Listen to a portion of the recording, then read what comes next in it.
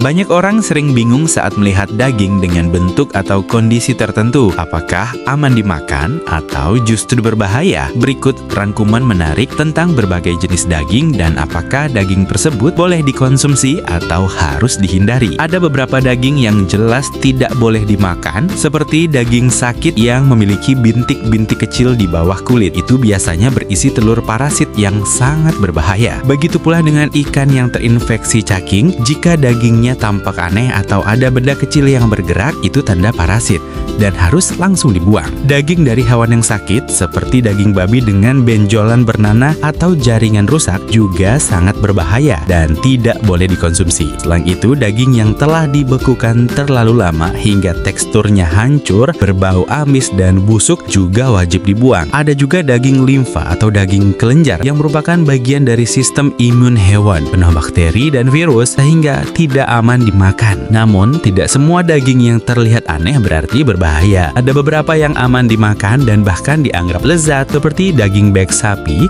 yang di beberapa daerah justru favorit. Lalu ada daging burung unta yang dikenal lembut dan tidak terlalu berlemak. Daging yang menari ketika terkena panas juga bukan berarti berbahaya. Itu hanya reaksi otot saat bertemu air panas dan sebenarnya aman dimakan selama matang sempurna. Beberapa jenis daging lainnya juga aman, seperti daging sapi kering yang dilumuri rempah, menghasilkan aroma kuat yang banyak disukai. Ada juga daging asap premium yang tampilannya bening dan harum, cocok sebagai hidangan istimewa. Daging wagyu atau daging sapi berlemak marmer juga termasuk bahan makanan berkualitas tinggi yang aman dan enak. Daging lain seperti binatang air, kodok atau ikan juga bisa aman, meski kadang terlihat bergerak ketika baru dipotong. Selama dimasak benar-benar matang, daging tersebut aman dikonsumsi. Namun waspadalah dengan daging murah yang dibekukan lama. Misalnya potongan daging yang dijual sangat murah untuk sate. Harga murah biasanya sebanding dengan kualitas rendah, sehingga tidak direkomendasikan untuk dimakan. Terakhir, ada daging yang bukan untuk konsumsi sama sekali, seperti daging sampah yang biasanya diolah menjadi minyak industri atau biodiesel, bukan makanan. Jangan lupa bantu subscribe ya guys, karena banyak fakta menarik yang akan saya bagikan kepada kalian.